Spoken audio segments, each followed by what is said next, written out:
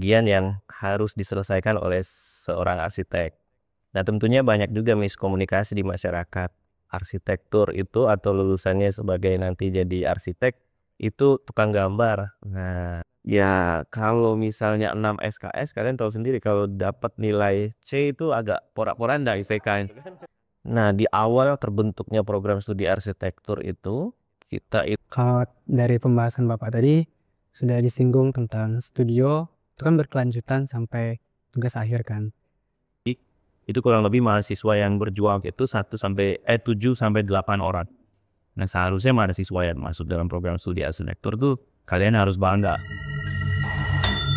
Halo Sobat iLook, selamat datang di Universe. Jelajah kampus biru bersama iLookpedia.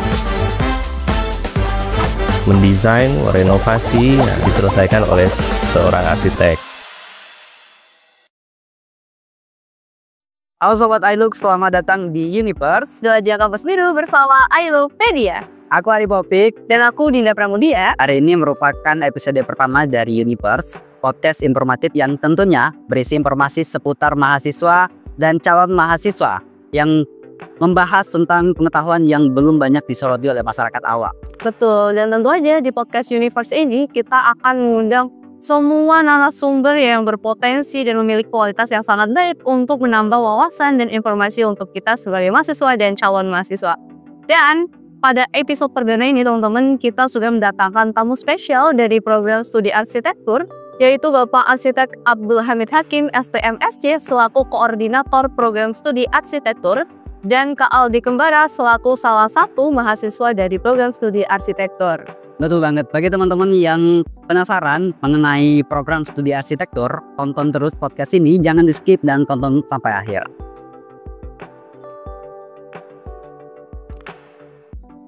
Halo Bapak, halo Kak. Apa kabar nih Bapak dan Kak Aldi? Alhamdulillah sehat. Alhamdulillah. Kalau boleh tahu nih, sebelum kesini mungkin ada kesibukan lain Kak? Tadi ada acara ya, paling kondangan hari Minggu ya. Sibuk banget ya. Kalau Kak Aldi gimana Kak? Ada kesibukan nggak nih? Kalau tadi nggak ada sih, soalnya orang tua lagi pergi jadi beresin rumah dulu tadi. Sebelumnya Dinda dan Ari juga mau ucapin terima kasih nih untuk Bapak dan Kakak udah mau hadir di podcastnya Universe kan, di tengah-tengah kesibukan Kakak dan Bapak udah menyempatkan untuk hadir di podcast ini. Dan mungkin langsung aja ya Pak, Dinda pengen nanya nih Pak tentang masalah arsitektur sama Bapak langsung selaku koordinator program studi arsitektur. Ini kan yang Dinda tahu ya selaku mahasiswa awam nih kan, program arsitektur ini kan merupakan program studi yang mungkin belajarnya banyak menggambar, mungkin mengenai dunia desain dan tentang arsitektur bangunan gitu kan Pak. Cuman kalau menurut Bapak sendiri selaku koordinator program studi arsitektur dan dosen ya yang udah paham dengan program ini, sebenarnya program studi ini tuh programnya seperti apa sih Pak? Ya, kalau kita dari bahasanya sendiri, arsitektur itu kan ilmu dan seni merancang, mendesain, merenovasi, ya, berbagai macam ya dalam lingkungan binaan.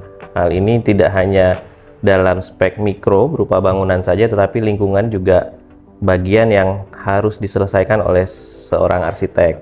Nah, tentunya banyak juga miskomunikasi di masyarakat.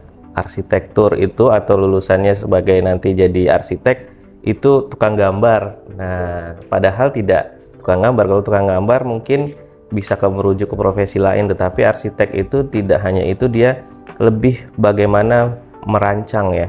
Kalau merancang itu banyak aspek yang harus dipertimbangkan, tidak hanya aspek mikro, makro itu harus dipertimbangkan. Salah satunya misalnya dalam kita melihat mau mendesain bangunan, kita tidak hanya fokus pada bidang bangunannya saja, tetapi lingkungannya mau seperti apa. Jangan sampai bangunan yang nanti atau desain yang kita hasilkan itu bisa berimpact negatif sama lingkungan. Nah, ini yang perlu mungkinnya masyarakat awam mengerti gitu loh. Jadi arsitektur bukan hanya sebatas menggambar, tetapi dalam skup cakupan luas dia juga merancang dalam lingkungan binaan tertentu, kira-kira seperti itu. Pertanyaan Dinda tadi kan kayak sama seperti teman-teman yang lain juga beranggapan arsitektur, prodi arsitektur ya nantinya bakal jadi arsitek ya estetika bangunan, tidak gambar gitu kan. Berarti yang dari jawaban Bapak bahwasannya kalau program studi arsitektur itu lebih kompleks dari itu ya Pak ya. So kalau gitu kira-kira ada nggak Pak kriteria khusus sebagai mahasiswa arsitektur, misalkan keterampilan khusus apa yang harus dimiliki, itu ada nggak kalau dari arsitektur sendiri? Kalau secara umum sih hampir sama dengan yang lain, cuma yang membedakan mungkin dari segi keteknikan, anak arsitektur itu harus mempelajari seni juga, karena seni itu kan tidak bisa diukur ya, tangible. Jadi anak arsitektur itu juga memperdalam sesuatu ya seni, seperti bagaimana bangunan itu punya estetika yang baik, bagaimana bangunan itu memiliki sirkulasi yang baik, kenyamanannya seperti apa, baik dari secara termal misalnya suhu bangunan atau misalnya dari pencahayaan. Banyak yang harus dipertimbangkan selaku ya sebagai mahasiswa arsitektur tentunya ya. Nah kira-kira kurang lebih seperti itu. Berarti kurang lebih sama seperti program studi lain, cuman mungkin untuk mahasiswa arsitektur sendiri harus memiliki kepekaan yang lebih tinggi terhadap seni dan gitu ya Pak ya. Tuh. Kalau ini Pak, mungkin mengenai pembelajarannya ya Pak. Ini kalau kayak Dinda sama Arif kan kita sama-sama dari program studi geofisika nih Pak. Nah, di semester pertama dan kedua mungkin sama ketiga kita fokus pada pembelajaran dasarnya. Kita belajar fisika dulu. Nanti semester selanjutnya kita baru mengolah data yang kita peroleh dari lapangan gitu kan Pak. Kita ngambil data di lapangan baru kita olah. Kalau di program studi arsitektur tuh gimana Pak tahapan-tahapannya? Kalau tahapan pembelajarannya mungkin hampir sama ya dengan program studi lain, tapi yang membedakan ada keunikan khusus. Kalau di arsitektur itu kita ada mata kuliah namanya studio. Studio itu ya studio desain arsitektur. Nah di situ mahasiswa istilahnya rangkuman dari seluruh pembelajaran dalam satu semester. Jadi dalam studio itu dia akan berjenjang dari semester 1 atau kita kenal misalnya di anak arsitektur itu ada kuliah Dwi Matra, bagaimana mereka mengenal bidang-bidang 2 dimensi. Lalu naik lagi di semester kedua misalnya Trimatra, bagaimana mereka mengenal bidang yang lebih kompleks lagi, ruang 3 dimensi. Berjenjang dari setelah itu semester berikutnya lagi studio 1 ya, desain 1 sampai studio desain 5. Nah itu ada tingkat kekompleksitasnya, makin semester naik gitu makin lebih kompleks lagi. Nah secara kalau mahasiswa itu mengenal SKS, itu SKS-nya juga besar. Misal tadi yang saya bilang Dwi Matra, Trimatra itu 3 SKS. Tetapi kalau sudah masuk di semester berikutnya ada yang namanya kuliah studio desain arsitektur, itu bisa sampai 6 SKS.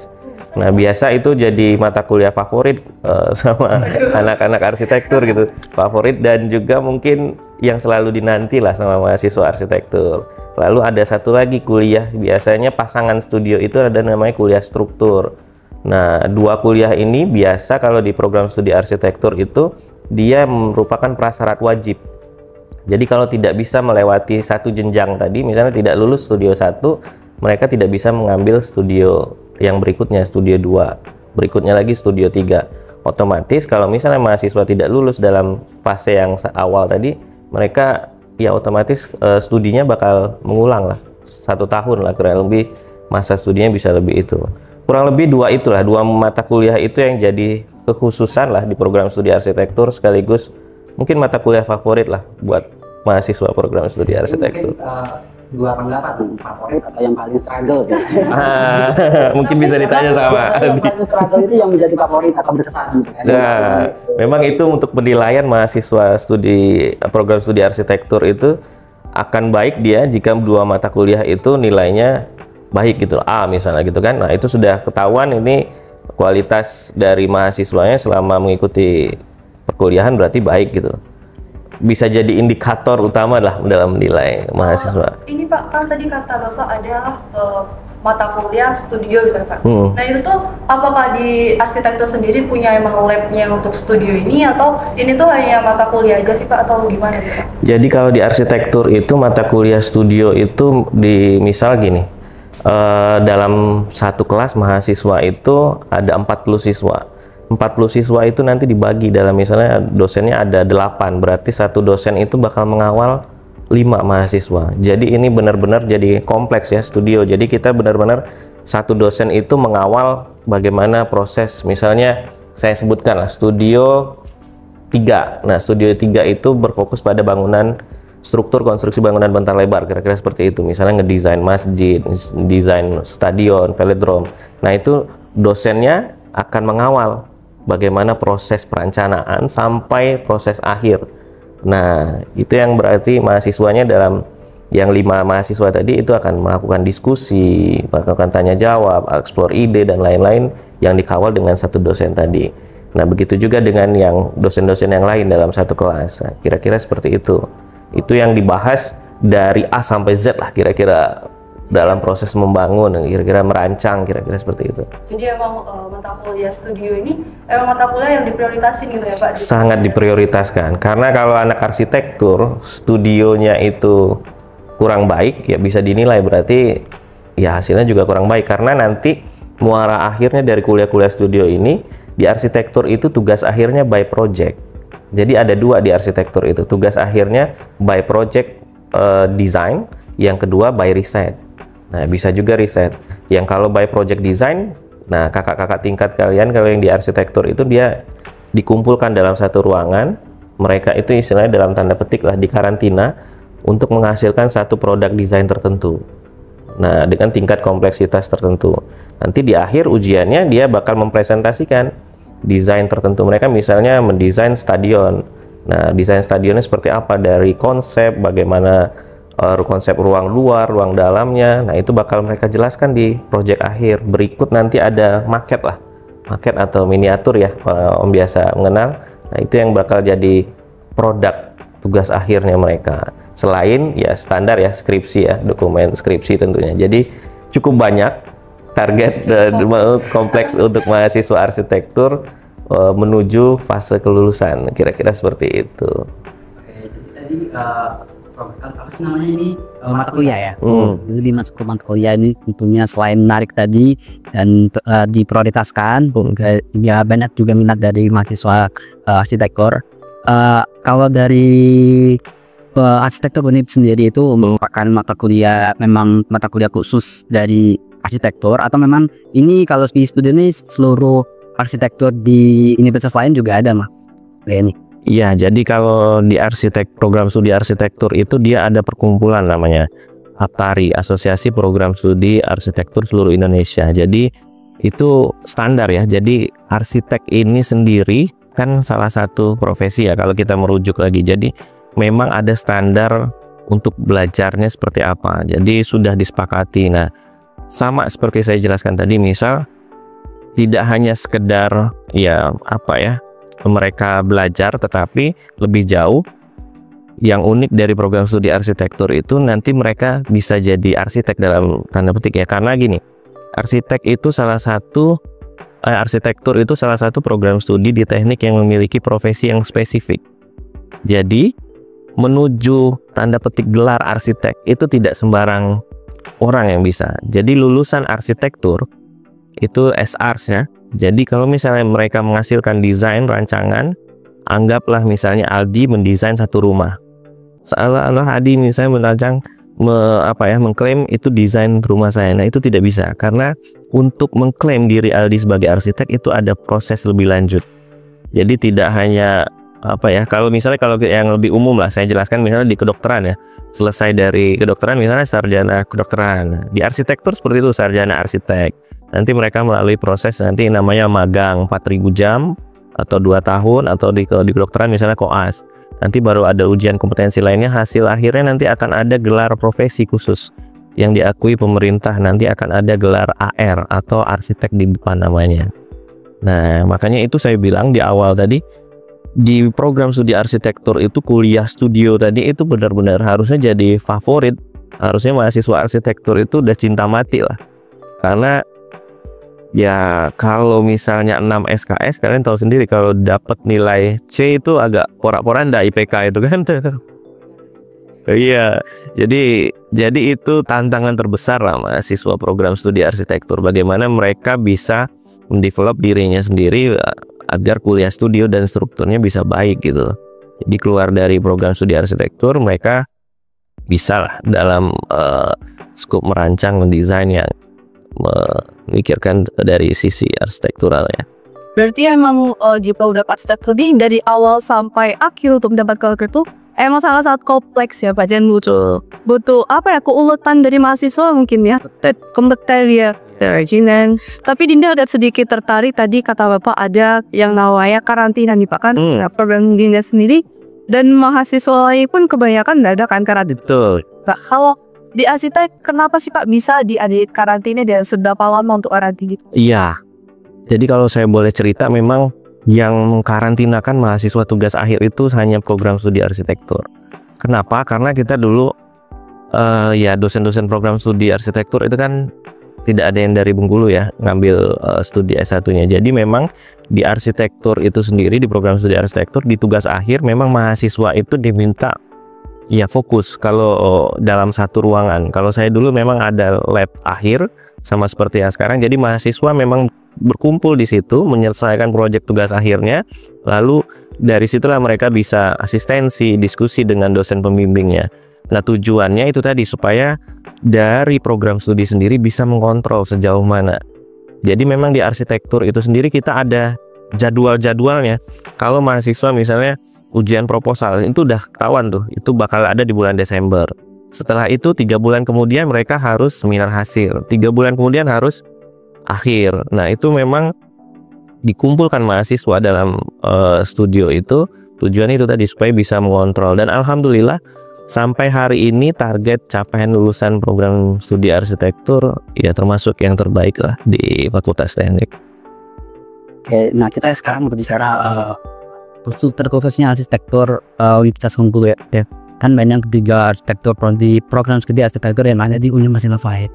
Yang membedakan nih kalau dari Universitas Bengkulu sendiri apa Pak? Ya, jadi kalau kekhasan sendiri ya, program studi arsitektur itu kan dari setiap wilayah punya ciri khas dan warna masing-masing. Nah, di awal terbentuknya program studi arsitektur itu, kita itu ya di tahun 2016 ya izin mulai berdiri. Di 2017 arsitektur itu menerima mahasiswa pertama. Kita sepakat dari dosen di program studi arsitektur itu kita memiliki kekhasan terkait arsitektur tanggap bencana, karena ya kita ketahui sendiri kita berada di jalur yang sangat rawan bencana di Bengkulu. Nah, hal bencana ini biasa tidak orang awam tidak bakal memandang hal itu penting sebelum terjadi. Nah, makanya itu kita dari program studi arsitektur mencoba lah kira-kira mencari warna apa.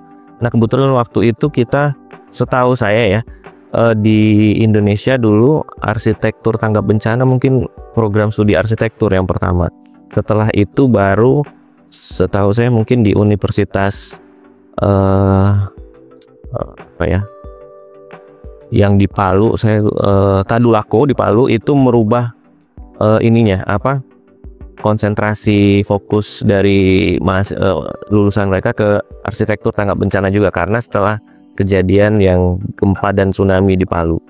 Nah, kenapa balik lagi kita dari program studi arsitektur mengambil arsitektur tanggap bencana ya? Saya rangkum ya, karena ini salah satu peran terpenting seharusnya dari arsitektur itu, bagaimana mengambil peran dari keilmuan arsitektur itu, bagaimana mengambil peran untuk memitigasi bencana ya. Dalam artian bagaimana desain dari lulusan mahasiswa arsitektur baik secara arsitektur dan lingkungan yang kira-kira bisa merespon terkait bencana ini. Misalnya kita di Kota Bengkulu misalnya dengan gempa, bagaimana dia cara mendesain ruangnya yang kira-kira memudahkan penghuni atau yang di dalam rumah untuk segera memitigasi bencana, misalnya saat terjadi bencana. Atau misalnya mereka juga belajar terkait permukiman tanggap bencana, bagaimana sih mendesain pemukiman itu jika terjadi ya misalnya tanda petik tsunami, masyarakat dengan mudah bisa memitigasi diri, misalnya dengan mudah menemukan rambu jalur sirkulasi menuju titik kumpul, atau mungkin dari sirkulasi yang lainnya bisa dirancang seperti apa misalnya dari sisi keilmuan. Nah, jadi di program studi arsitektur memang dari sisi arsitektur tanggap bencana itu dari studio 1 sampai akhir tadi itu jadi salah satu yang fokus lah kira-kira kita tekankan pada mahasiswa kami. Ya, berarti emang salah satu ikoniknya program studi arsitektur di Universitas Bengkulu adalah bangunan yang tanggap bencana tadi ya Pak? Ya, arsitektur tanggap bencana. Arsitektur tanggap bencana. Kalau ini Pak Dinda juga sebenarnya sering kan ngeliat di Instagram, di TikTok, untuk lewat-lewat mahasiswa yang bikin miniatur terus diinjek sama dosen, dikasih bata gitu kan Pak, atau digoyang-goyang sampai nggak jatuh. Itu bener atau nggak sih Pak? Kalau setahu saya di program studi arsitektur nggak sampai seperti itu ya. Mungkin bisa ditanya dulu sama mahasiswa program studi arsitektur. Kerajinan tadi itu menyangkut sama bencana tadi yang Tapi mungkin nggak sampai diinjak atau apa. Ya mungkin bisa diuji bagaimana ketahanannya mungkin. Cuma ya tidak sampai se ekstrim itu. Tapi mungkin saja kalau misalnya menguji struktur. Nah ini baru pelan-pelan ya kita mau mencoba hal demikian. Jadi setiap dari studio itu mahasiswa dituntut untuk menghasilkan market product dari studionya. Mungkin saja nanti akan ada uji tesnya ya bisa jadi, tapi mungkin tidak sampai diinjak. Jadi gitu ya teman-teman sobat iLog. Jadi selain menciptakan program studi arsitektur Universitas Bengkulu, selain menciptakan lulusan yang terbaik, tentunya program studi ini sendiri memiliki ciri khas tertentu, khususnya di Universitas Bengkulu, yaitu arsitektur tangga bencana tadi, karena kita menyesuaikan kondisi yang ada di Bengkulu sendiri, yaitu kondisi dengan iklim, dengan geologi yang apa sih namanya? Cukup kompleks ya, di area Ring of Fire, rawan bencana lah ya. Kan aku pengen nanya sama Kak Aldi nih. Kan Kak Aldi ini adalah salah satu mahasiswa akhir ya Kak di program studi arsitektur. Kira-kira nih Kak, dari beberapa penjelasan yang Bapak tadi jelasin tuh mengenai kompleksnya program studi ini, lalu mata kuliah yang dimiliki oleh program studi ini, apa pembelajaran, mungkin apa kegiatan yang berkesan banget untuk Kakak sebagai mahasiswa program studi arsitektur Kak? Kalau dari pembahasan Bapak tadi sudah disinggung tentang studio, itu kan berkelanjutan sampai tugas akhir kan. Di tahap studio awal itu mungkin akan jadi hal berkesan karena di sanalah awal untuk kita bisa mengenal dunia arsitektur hingga ke tingkatan selanjutnya. Di studio pertama dikenali dari hal dasar seperti rumah gitu, dari hal terdekat sampai ke kompleksitas bangunan yang lebih tinggi lagi. Mungkin itu sih yang bisa berkesannya, karena juga di studio pertama juga baru kenal sama dosen. Untuk pengenalan studio biasanya kan cuma mata kuliah biasa. Di studio itu lebih intens lagi dari segi pembelajaran, bahkan sampai segi bimbingannya juga. Tapi yang bener gak dia? Ini jujur ya Kak? Yang visual tadi? Studio. Yang studio tadi adalah mata kuliah favorit Kakak. Ini jujur banget nih jalan Jangan kepeser. Kalau dibilang favorit tuh enggak juga sih sebentar. Karena apa ya, kayak berkesan aja karena harus dilalui kan. Jadi mencoba untuk mencari sisi mana sih yang bisa dikulik dan menarik untuk terus belajar dan berkembang dari tantangan mata kuliah itu gitu. Mata kuliah yang paling menantang gitu ya Kak? Justru yang menantang itu lah yang menarik untuk aku dia. Nah, aku ada pertanyaan juga sih sama Kak Aldi. Ini mungkin pertanyaannya mungkin agak opsional ya jawabannya karena setiap orang beda-beda. Ini jujur aja tapi jangan mentang-mentang di sampingnya ada dosennya jadi jawabannya nggak jujur gitu kan. Jadi anak arsi itu berat nggak sih Kak? Berat jujur. Karena dari awal milih jurusan tuh aku nggak milih arsitektur sebagai opsi pertama.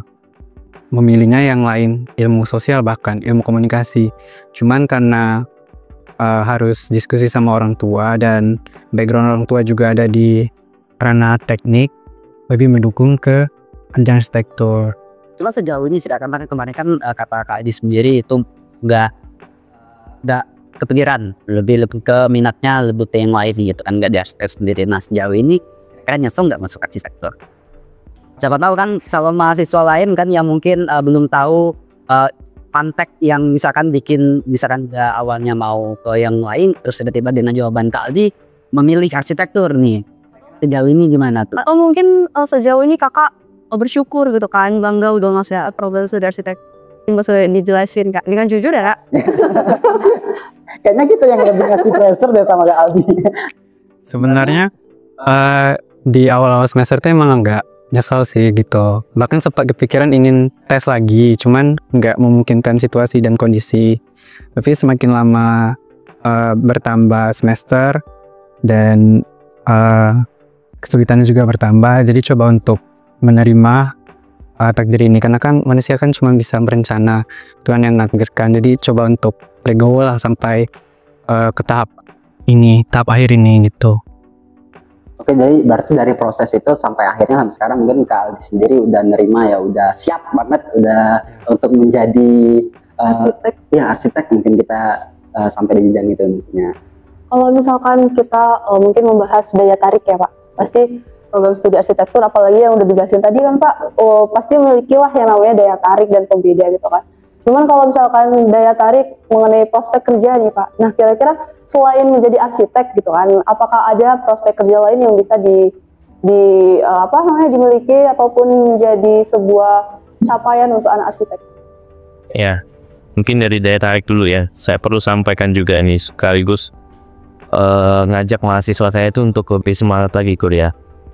Kalau dari daya tarik dan minat untuk program studi arsitektur itu di tahun 2024 itu kurang lebih yang mendaftar ada 300. Yang diterima di program studi arsitektur itu kurang lebih hanya 40. Berarti dari setiap satu bangku yang disediakan program studi itu kurang lebih mahasiswa yang berjuang itu 7 sampai 8 orang. Nah, seharusnya mahasiswa yang masuk dalam program studi arsitektur tuh kalian harus bangga karena kalian ada terpilih lah dari 7 atau 8 orang itu. Nah, kira-kira seperti itu. Nah, kembali lagi ke apa kira-kira profesi yang kira-kira bisa ditenuni sama mahasiswa arsitektur. Nah, mungkin saya perlu yang spesifik dulu ya. Yang pertama itu ya jelas karena profesi kita sebagai arsitek.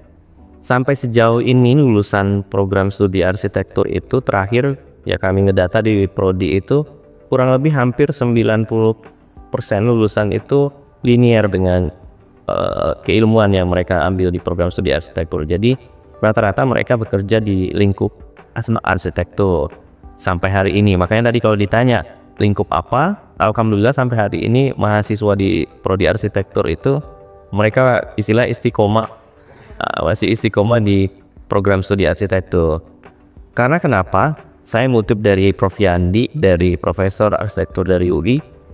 Setiap tahun itu program studi arsitektur di seluruh Indonesia itu menghasilkan 50.000 lulusan. Ini cukup banyak kan?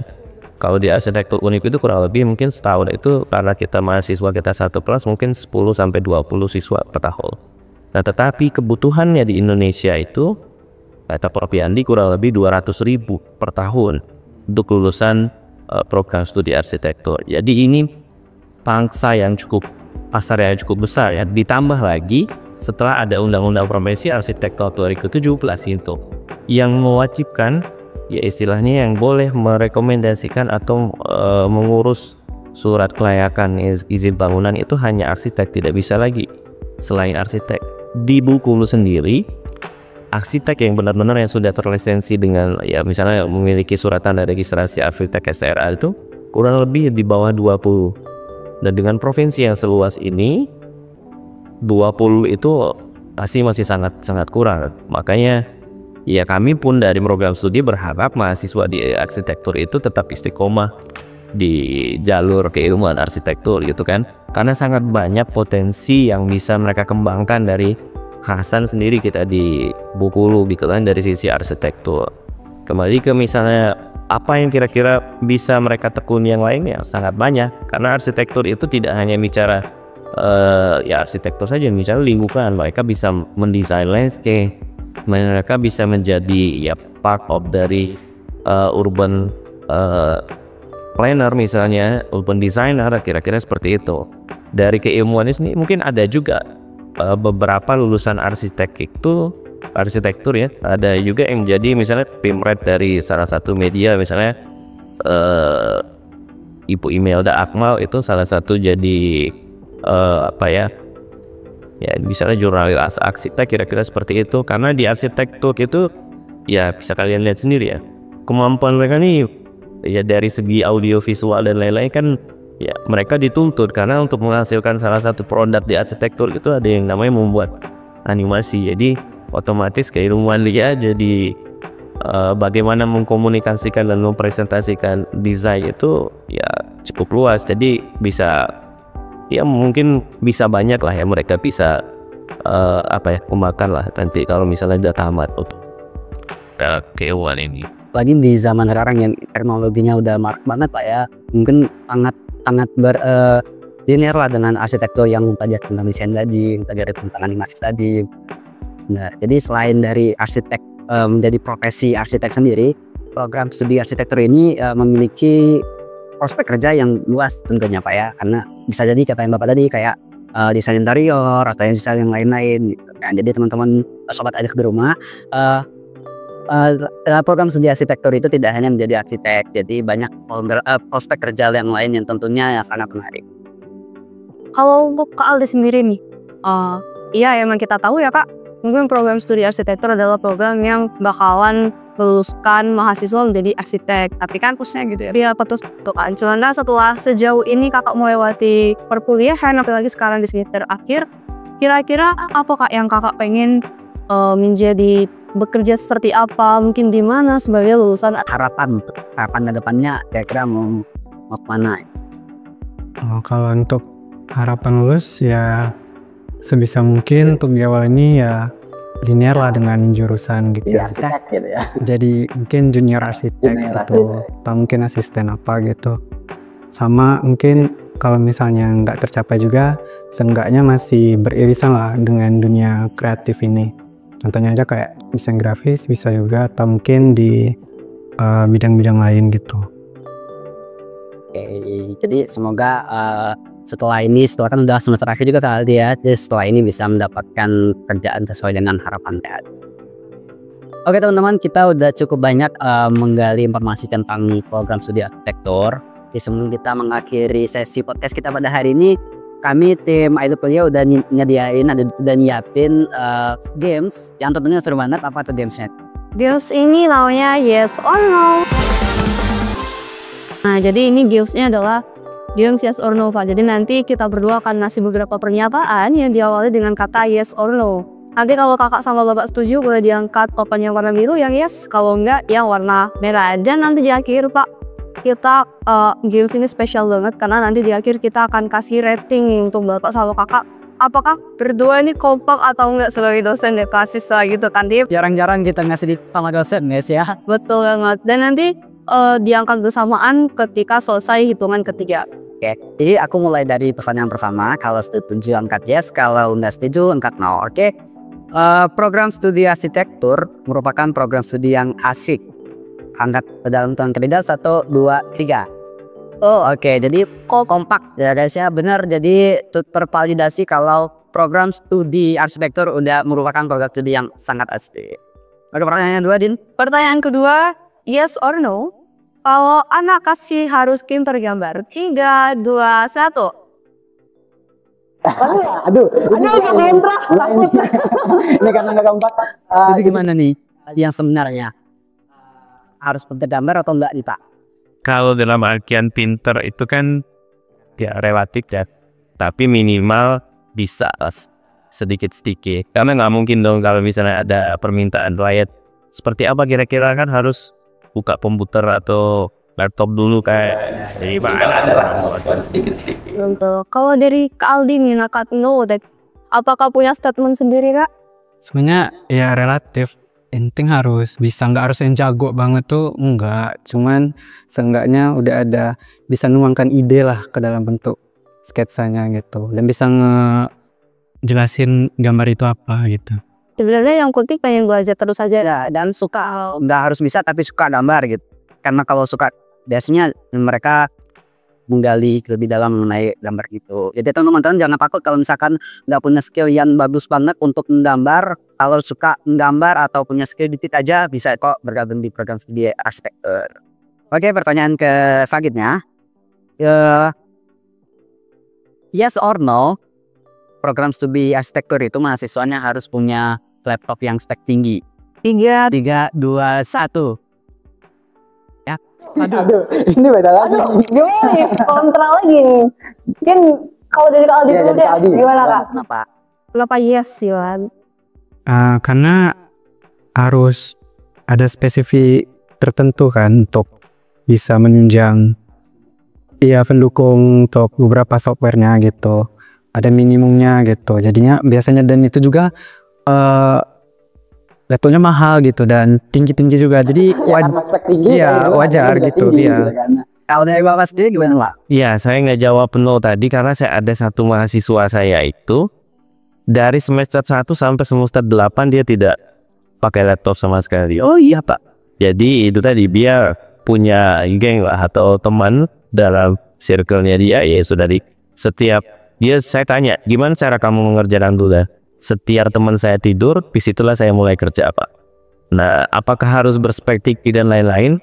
Ini relatif ya, karena seperti yang mahasiswa saya tadi itu, dia juga bisa melalui kapan di program studi arsitektur dan harus memiliki itu. Kalaupun misalnya mahasiswanya memiliki kemampuan untuk membeli komputer dengan spesifikasi tertentu, ya akan lebih baik, itu akan mempermudah diri dia sendiri. Atau misalnya sekarang mahasiswa juga ada yang kita sediakan web khusus, misalnya mau merender untuk animasi dan yang skop cukup berat di program studi kita juga sudah difasilitasi lah. Ada juga beberapa komputer kita dengan spesifikasinya cukup bagus ya, ada ini Cita. Jadi benar ya. Jadi teman-teman sobat Hilux memang butuh mungkin untuk penunjang, untuk pendukung laptop yang spek tinggi. Cuman terkhusus di Universitas Bengkulu karena udah ada kasus mahasiswa tadi yang bisa menyelesaikan studinya karena walaupun nggak mempunyai laptop spek tinggi gitu kan, dia bisa minta tolong sama teman-temannya, dan juga di Universitas Bengkulu sendiri difasilitasi guys. Jadi jangan takut kalau mau masuk atau mau bergabung di program studi arsitektur Universitas Bengkulu khususnya. Untuk selanjutnya nih, yes or no, kalau anak arsi IP-nya tinggi-tinggi, 1, 2, 3. No. Kak Aldi kelihatan banget agak ragu guys. Mungkin gimana tuh Kak? Atau IPK kakak sendiri itu nggak tinggi gimana? Enggak juga sih, itu balik ke individunya lah. Ya, cuman kalau lihat dari tugasnya emang kompleksitas beban kerjaan itu beda dari jurusan lain kalau menurut aku pribadi gitu. Jadi kadang anjloknya itu di IPK, belum lagi kalau misalnya emang individunya itu nggak bisa manage waktu, dia akan menyulitkan diri sendiri. Jadi mungkin balik ke kalau IPK mah sebenarnya memang relatif ya, balik ke individu sendiri. Cuma mungkin di arsitektur sendiri karena Bapak jawab yes ya. Tinggi-tinggi karena mungkin dosennya yang loyalitasnya tinggi ya Pak ya, karena mungkin nggak yang atau bahkan banyak tuh dosen pelit nilai. Mungkin Bapak sendiri yang jawab yes tadi, mungkin Bapak sendiri nggak pelit nilai gitu kan, karena dia berani IPK-nya tinggi gitu kan. loyal. Saya jawab by data, karena data yang karena saya kapoldi ya, data yang ada yang saya lihat mahasiswa dengan IPK misalnya, anggaplah di teknik itu kan misalnya ya sekarang itu kan standar baik itu kalau misalnya kita lulus di atas 3 ya, karena itu jadi syarat kalau mau daftar di instansi atau BUMN dan lain-lain lah. Nah, yang saya lihat mahasiswa khususnya di program studi arsitektur itu di atas 50% itu ya tercapai targetnya itu gitu. Makanya saya jawab yes tadi gitu. Walaupun memang tadi seperti Aldi bilang tadi ada beberapa mata kuliah yang ya, tanda petik favorit tadi yang jadi penghalang misalnya mereka untuk mendapatkan IPK yang terbaik. Tapi sejauh ini saya rasa masih oke lah untuk lulusan program studi arsitektur.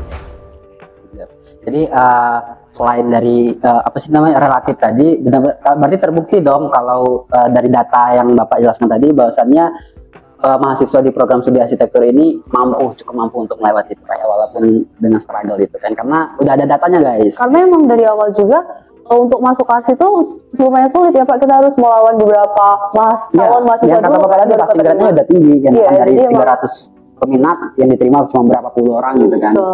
Jadi emang bukan orang-orang apa ya, kalau bahasa Bengkulu tuh basing gitu kan yang bisa masuk ke program ini. Lanjut next. Yes or no, anak arsi sering begadang? 1, 2, 3. Yes. ini kayaknya mulai banget ini udah tervalidasi guys. Begadangnya kenapa tuh Kaldi? Ngerjain tugas atau gimana? Atau games? Atau game? Kalau yang pertama ya mungkin ngerjain tugas, dan deadline itu kadang mepet sama kadang membagi masalah-masalah pribadi hidup kan. Jadi ya kadang susah manage waktunya. Sebenarnya balik lagi ke individunya sih, kalau dia pintar manage waktu untuk bisa bedain to-do list mana yang harus diprioritaskan ya untuk akademik, ya harusnya begadang tuh nggak jadi ya jadi masalah gitu, nggak jadi momok yang harus dihadapi gitu. Tapi kayaknya untuk begadang ini di era yang sekarang, terkhusus Gen Z ya, kayaknya udah lumrah banget, nggak hanya program studi arsitektur, karena walaupun program studi yang lain juga kayaknya banyak juga yang begadang. Dan kan? kebanyakan juga begadang bukan karena kuliahnya sulit atau gimana, cuman kayak kebanyakan sekarang scroll TikTok ya kan. Ya, itu kamu ya, Din. Iya. Aduh, kebongkar. Kalau menurut Bapak sendiri gimana? Iya, begadang atau enggak kan saya juga pernah jadi mahasiswa ya. Memang masalahnya itu yang bikin kita jadi begadang, serial waktunya juga ngaco. Nah, memang ini karena pengalaman dari mahasiswa ya, tugas akhir itu kan di karantina. Saya selalu berpesan sama mereka, ayo selagi jauh karantina di kampus, soalnya dari jam 10 sampai jam 4 ya fokus bikin tugas, malam ya silakan istirahat. Cuma memang kadang mahasiswa ya dikasih waktu sebanyak apapun pasti selalu terasa kurang gitu deh. Pasti ujung-ujungnya begadang lagi besok. Kadang ada juga yang udah tahu ujian malah dia aja belum gitu, dan ya itu dikali pula mahasiswa. Tapi kembali lagi kalau manajerial waktunya baik, saya rasa begadang ya nggak jadi soal udah. ya emang tergantung pribadi masing-masing. Ya, selain dari prioritas skalanya tadi, skala prioritas dan manajemen waktunya tadi, mungkin ada juga beberapa mahasiswa yang fokusnya di malam hari gitu, Pak. Mungkin ada yang gitu. Atau ya mungkin kalau siang itu mereka capek, berisik atau mungkin perlu di jam khusus untuk mengerjain tugas itu mungkin. Kita kan nggak masalah, begadang juga nggak masalah. Kalau lanjut nih ke pertanyaan selanjutnya. Yes or no? Nah, ini relate banget ini pasti nih, banyak yang pengen tahu nih. Yes or no apa tuh? Yes or no, tugas anak arsi banyak. 1, 2, 3. Benar, tervalidasi guys kalau tugasnya banyak. Cuman nggak masalah ya kalau tugas banyak ya, memang namanya mahasiswa kan. Profesinya juga cukup tinggi ya Pak ya, karena memang harus dilatih segitu banyaknya gitu kan. Oke, kita lanjut ke pertanyaan selanjutnya. Yes or no, mahasiswa arsitektur rata-rata good looking? 1, 2, 3. Yes. Tapi agak ragu nih Bapak, kayak ragu gimana ya, akad Bapak yes atau no ya? takut mahasiswanya kesinggung. Tapi yang semua manusia mah good looking ya, Rip. Nah, kamu pintar banget. Tapi iya dong, kayak semua mahasiswa tuh emang good look. Tapi terkenal kok anak arsitektur kan seni ya, karena mungkin eye catching lah mungkin menurutku ya, karena beda sendiri. Kalau anak arsitektur mah kayak fashionnya bagus, seleranya gitu kan. Ya beda. benar gitu. Dan rata-rata emang seleranya tinggi-tinggi gitu. Dan juga kayak memang benar-benar sih terbukti kalau di Universitas Bengkulu sendiri sih rata-rata good looking sih menurutku. Lanjut nih ke pertanyaan selanjutnya, yes or no? Atau pertanyaan terakhir ini. Pertanyaan terakhir nih kayaknya pertanyaan yang membuat Kak Aldi deg-degan. Ya, tapi jujur aja. Yes or no, kalau dosen di arsi kebanyakan killer? 3, 2, 1. Oh no, ternyata tervalidasi juga karena emang keduanya ngangkat no. Mungkin Kak Aldi dulu deh, boleh berikan statement apakah dosen arsi itu asik-asik, ramah, humble gitu kan Kak? Jangan ke pressure ya. Enggak, dosen ya kan namanya dosen ya, kita ya harus sopan segan gitu, nggak boleh mancing emosi mereka gitu. Jadi kalau killer tuh mungkin ada penyebabnya juga sih menurut aku. Contoh kayak telat kelas, atau nggak buat tugasnya, atau telat datang bimbingan. Kenapa ngelirik? Baru semangat tadi kayak izin ya Pak. Ya pemicu itulah yang bisa buat dosen itu killer. Kalau misalnya kita nice ke dosen ya nggak killer juga gitu menurut aku. Berarti balik lagi ke kepribadian kita ya. Kalau misalkan kitanya oke, nggak mungkin tiba-tiba dimarahin kan, tiba-tiba itu. Iya, karena semuanya ada sebab dan akibat kan. Kalau dari Bapak sendiri, mungkin kalau tegas pasti dong Pak sebagai mahasiswa, sebagai dosen ya. Saya selalu menekankan sama mahasiswa saya itu, kalau kita dalam belajar itu selalu menekankan adab dulu dan baru ilmu. Jadi selagi kita masih attitude yang baik, kita punya ya apalagi kita timur ya, kita punya norma tertentu dalam bersikap, ya insya Allah lah nggak ada juga yang ya tanda petik killer tadi. Karena ya setahu saya sejauh ini dosen itu sama seperti kita juga manusia sebenarnya. Ya juga bertindak sesuai dengan norma. Ada juga saya yakin kalau mahasiswanya tidak dalam tanda petik menyalahi yang sangat ekstrim, saya yakin ada dosen seperti itu.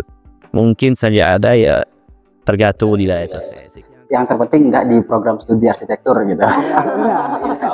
Di sini kan banyak mahasiswa program studi. Ya gini, kelihatan muka-mukanya nih. Itu aja sih. Itu tadi pertanyaan terakhir, tapi sebelum udah terakhir tadi. Sebelum itu kan karena biasanya kan dosen yang ngasih nilai ke mahasiswa. Sekarang kita ngasih nilai ke dosen dan Kak Aldi sebagai kekompakannya untuk menjawab pertanyaan tadi. Dari 8 pertanyaan tadi yang kompak berapa tadi? Lebih dari 5 sih. Lebih dari 5 ya? Iya kayak. Iya, karena itu cukup tinggi nilainya, jadi kita kasih nilai apa nih, Din? Kita kasih nilai apa? Kita kasih sono aja deh. Editor. Nilai untuk kekompakan antara Kak Aldi dan Bapak adalah Amin. Tapi lumayan cukup tinggi ya, Pak Amin. Tapi kalau dari Dinda dan Arit sendiri sih percaya sih, ini kan hanya penilaian untuk kekompakan antara dua orang. Tanya jawab tadi, tapi memang di luar itu program studi arsitektur saya yakin sih lebih kompak gitu kan, lebih apa sih antara dosen dan mahasiswa, antara mahasiswa dan mahasiswa, dosen sama dosen pasti jauh lebih kompak dari sesi tadi. Betul. Itu aja mungkin Bapak dan Kak Aldi untuk sesi hari ini. Untuk kalian Sobat iLook, dari pembahasan kita tadi udah dapat disimpulin ya kalau misalkan program studi arsitektur adalah program studi yang emang recommended untuk kalian masuk ke sini, karena emang dari prospek kerja, dari masalah perkuliahan, dan bahkan dosennya itu emang asik-asik banget. Jadi nggak ada keraguan lah ya untuk kalian masuk ke program ini. Benar, setelah udah menyimak sampai akhir podcast kita pada hari ini dan udah banyak banget pengetahuan mengenai arsitektur, prospek kerja, dan juga mungkin udah disenggol sedikit pembelajarannya di program studi arsitektur Universitas Bengkulu khususnya. Dan bagi Sobat iLook, calon mahasiswa baru yang tertarik bergabung program studi arsitektur Universitas Bengkulu juga bisa cek-cek aja di website dan mungkin bisa didaftar melalui jalur-jalur SNBP seperti SNBP dan SNBT, UTBK, ada jalur Simak Mandiri ya, Simak Unip, Jamak Unip dan Mandiri PTN Barat gitu kan. Itu ada 4 jalur. Bagi teman-teman yang tertarik boleh kepoin sosial media akun arsitektur sendiri, ada di bawah ini nanti. Dan juga boleh kepoin di akun iLookpedia karena udah lengkap banget, dari mulai daya tampung, peminat juga udah kita sediain di Instagram iLookpedia. Dan untuk kalian yang kepo dan penasaran mengenai informasi lainnya mungkin terkait program studi lain, bisa aja langsung komentar di YouTube kita ini atau langsung DM aja ke Instagramnya iLookpedia, karena kita akan memberikan informasi sesuai apa yang kalian inginin. Bener banget. Jadi untuk podcast kali ini cukup dulu. Nanti kita bakal lanjut di program studi yang lain sesuai dengan request teman-teman. Universe, jelajah kampus biru bersama iLookpedia.